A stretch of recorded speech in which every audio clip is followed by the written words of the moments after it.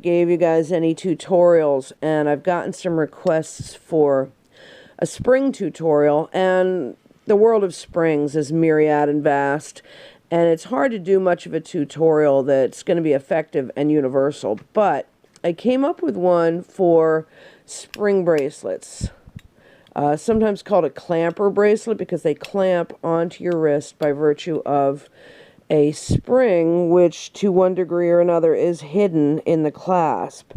And in this case, the bracelet is hollow. Sometimes these spring ends actually fit inside those hollow spaces, and other times a small box will be constructed on the inside here and here to take the two end tabs of the bracelet. Either way, in this case, you can see it on the outside.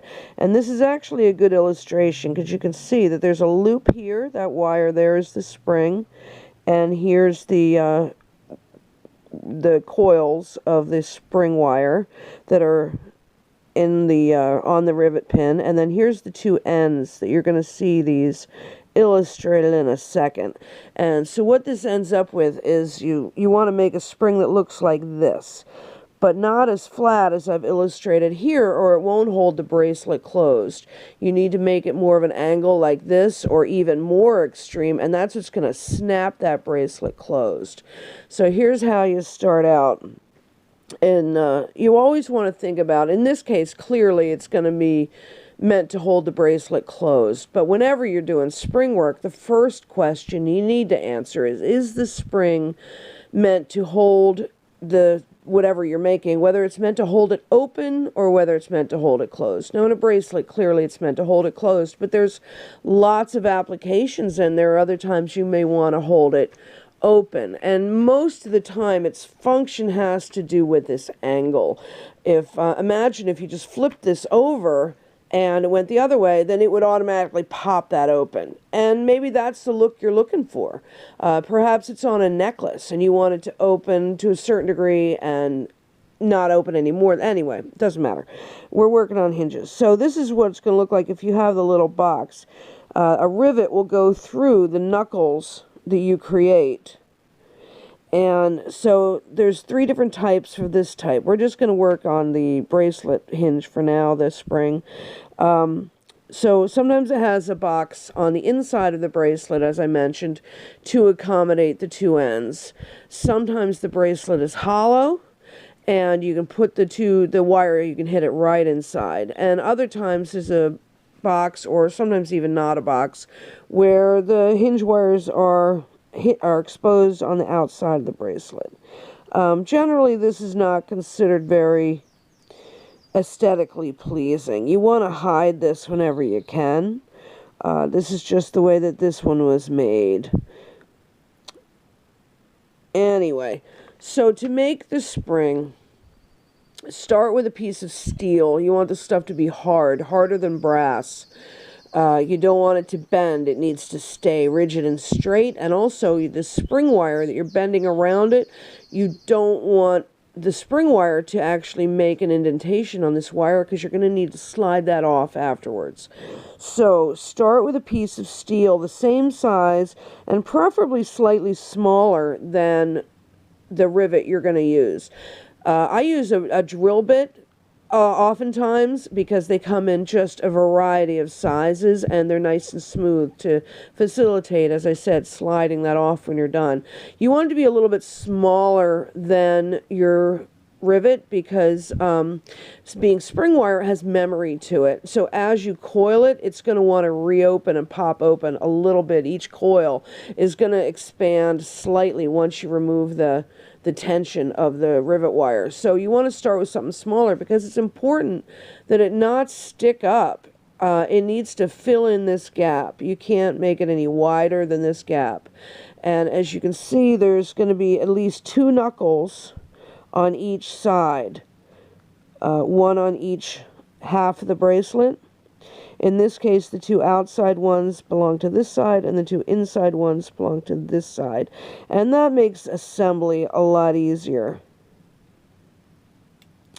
If you don't have at least one knuckle on each side, it's just going to be floppy, and it's not going to work right. So anyway, start with your piece of spring wire, and you're going to need to experiment with the thickness of the wire. Spring work is the kind of thing that you really have to do a lot of before you really have any kind of expertise, really. There's quite a big learning curve, but serendipity happens, and sometimes you're really lucky, and the first time you do it, it works out great, and that's a wonderful thing. But in this case, start with more than you need, because it's hard to hold on to it. It's springy, and it's hard, and it's sharp. So start with more than, lengthwise, more than you need. This is grossly overdrawn. And what you're going to do is make a loop first, and then hold your rivet, your spring wire, your spring, I can't use the right words, what's going to be the rivet, the piece of steel, you want to hold that perpendicular to that loop and start wrapping these around. Keep them tight as you can, both to each other and to that inner wire. You really want to keep it compact. And this is basically what you're going to end up with, a look like that.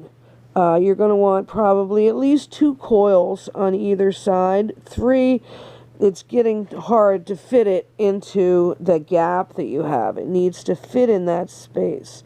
And as you can see, this loop has been completely compressed so that the knuckles are right up against each other and there's no center gap at all.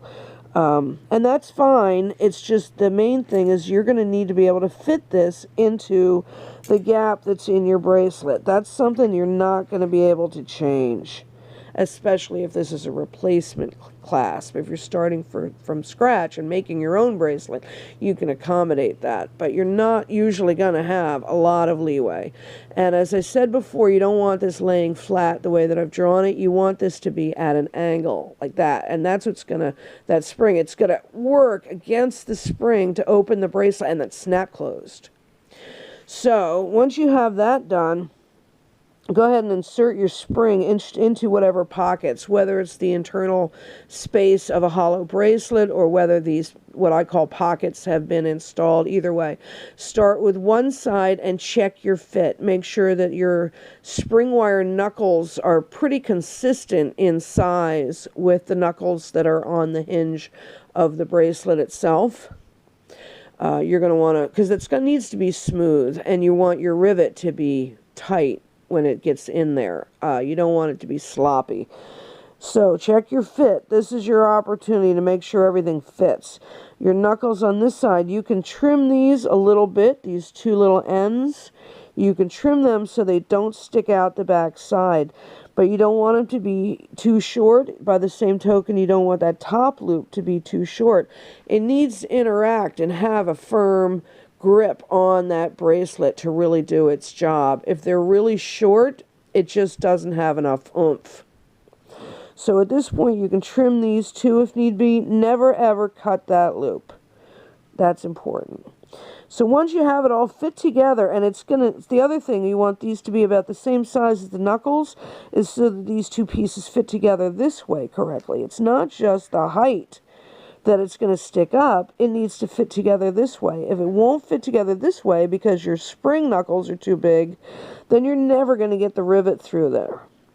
So here's where you check your fit, and if that's all good, then you go ahead and insert your rivet. It helps if you use a longer piece than you need, and you can taper one end. You're probably going to want to hit this with a hammer maybe, or hold it in your pliers, and it's hard to hold all the pieces together, but you're going to want to torque that through until you get your rivet wire to go through the outside knuckles, both sets of knuckles that are on the spring, and then the further set of silver knuckles or gold knuckles, depending on your bracelet, on the far side. You want to make sure that all lines up and nothing gets misaligned, and that rivet stays nice and straight.